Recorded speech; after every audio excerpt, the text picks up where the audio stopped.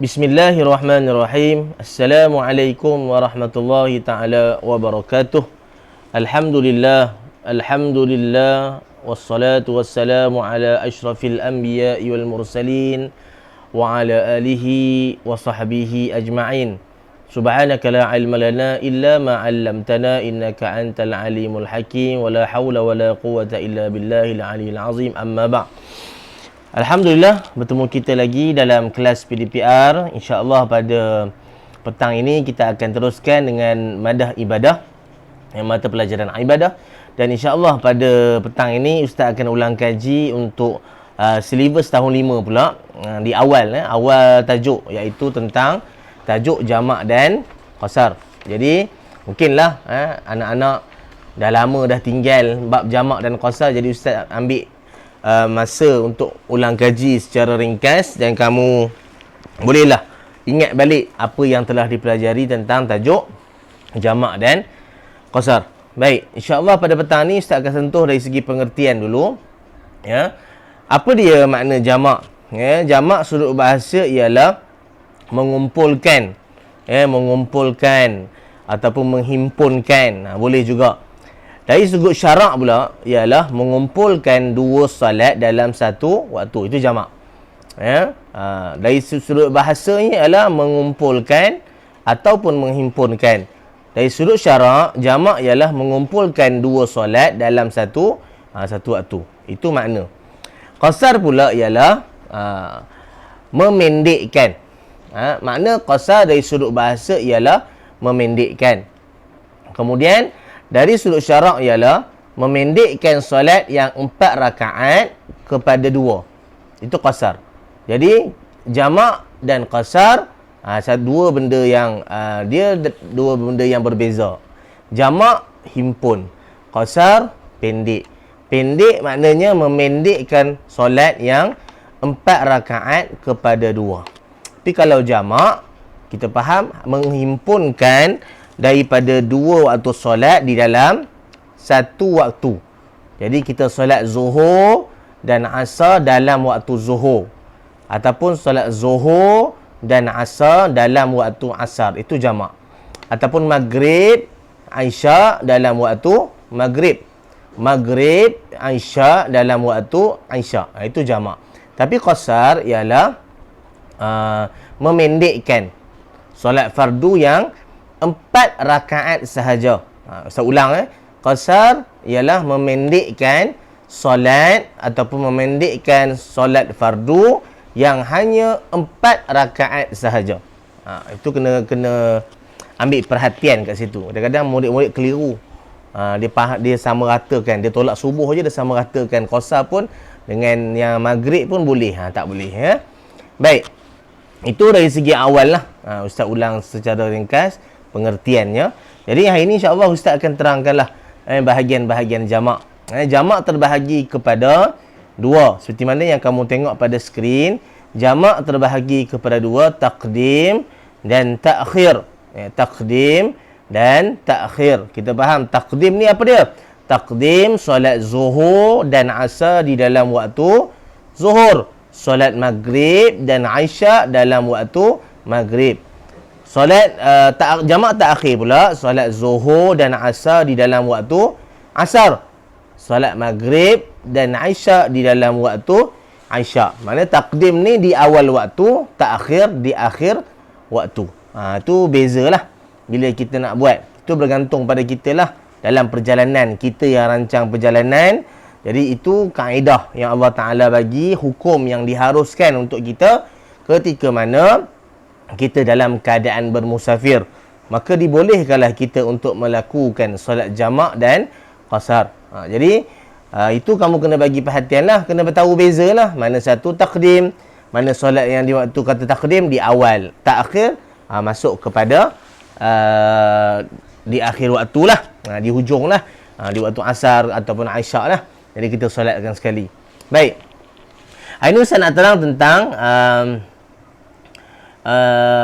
tu yang bagian tunjuk anak panah tu ialah tentang syarat solat jamak taqdim. Maknanya apa syarat untuk kita melakukan jamak taqdim? Yang pertama ialah hendaklah menunaikan solat secara tertib dengan mendahulukan solat zuhur. Jadi kalau kita nak buat jamak takdim, syarat dia mestilah melakukan solat dengan secara tertib. Menunaikan solat secara tertib, iaitu dengan mendahulukan zuhur. Jadi kita tak bolehlah buat asar dulu. Untuk takdim, kita mestilah melakukan solat zuhur dahulu. Barulah betul kita melakukan jamak takdim. Itu syarat dia. Kalau kita tak buat, maka tidak sah lah. Tu kena faham tu. Ini syarat solat jamak takdim, hendaklah menunaikan solat secara tertib. Maknanya mengikut urutan. Kita buat takdim, maknanya awal. Awal kita buatlah zuhur, kemudian barulah buat asar. Kalau jamak takdim. Kemudian diikuti solat asar dan solat maghrib, kemudian solat isyak. Tengok contoh pada A tu. Kemudian diikuti solat asar dan solat maghrib, kemudian solat isyak. Tu ada kat situ. Kita nampak kat situ. Penerangan kat situ. Diikuti solat asar, maghrib dan isyak. Kemudian yang kedua, hendaklah niat jamak takdim dalam takbiratul ihram, iaitu solat yang pertama. Apa dia solat pertama? Solat zuhur. Niat ketika jamak nak buat jamak takdim. Bila kita semayang mesti kita niat nak buat niat semayang apa.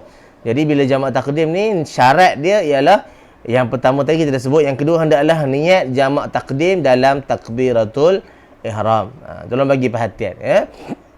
Yang ketiga, berturut-turut dalam kedua-dua solat jamak. Jadi tak bolehlah kita nak buat dulu tu rehat sat. Tunggu sat lah, sambung sekejap lagi, tak boleh. Solat dia mestilah muwalah. Apa dia muwalah? Muwalah ni maknanya berturut-turut. Dia tak boleh ada gap.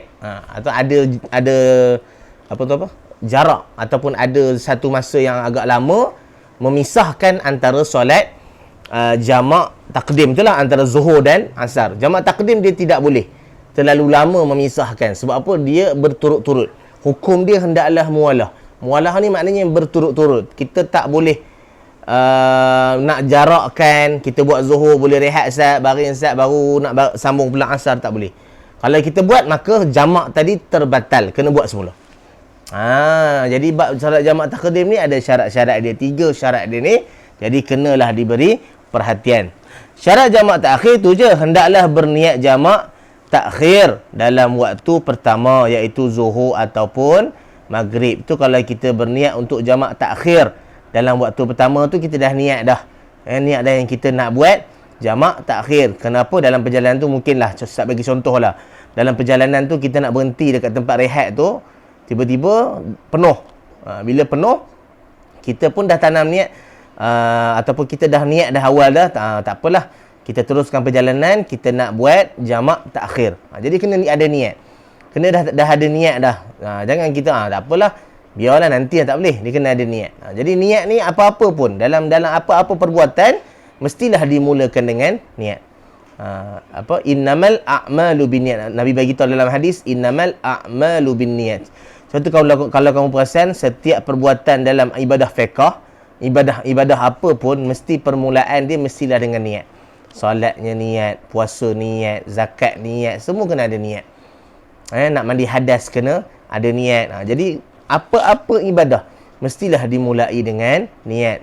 Dibawa jugalah dengan tajuk jamak dan qasar. Baik. Kemudian kita tengok pada yang seterusnya ialah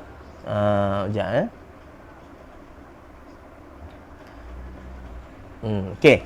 Tentang kita tengok pula dengan yang tadi Ustaz nak terang tentang perjalanan perjalanan yang dibenarkan, perjalanan yang dibenarkan dalam melakukan jamak dan qasar. Ustaz pernah tanya soalan itu dalam kuis kan, yang disebut 2 marhalah. Apa dia 2 marhalah? 2 marhalah ini ialah jaraknya hendaklah lebih daripada 89 km. Jarak dia hendaklah lebih daripada 89 km. Perjalanan yang bertujuan baik. Perjalanan yang bertujuan baik. Jadi kita kena ada plan lah. Betul-betul kita nak buat sesuatu tu dengan keadaan yang kita nak melakukan musafir, ziarah ke apa, dalam masa yang sama kita tidak meninggalkan ibadah. Sebab apa? Solat ni, apa-apa keadaan pun kita kena solat. Tengah sakit ke, tengah dalam keadaan darurat ke, kena solat. Tak ada air pun, kena solat dengan tayamum, dengan cara tayamum. Apa-apa keadaan kita kena melakukan ibadah. Walaupun dalam keadaan peperangan sekalipun, Nabi tidak meninggalkan solat. Ada solat dalam peperangan, ada kaedah dia, ada hukum dia.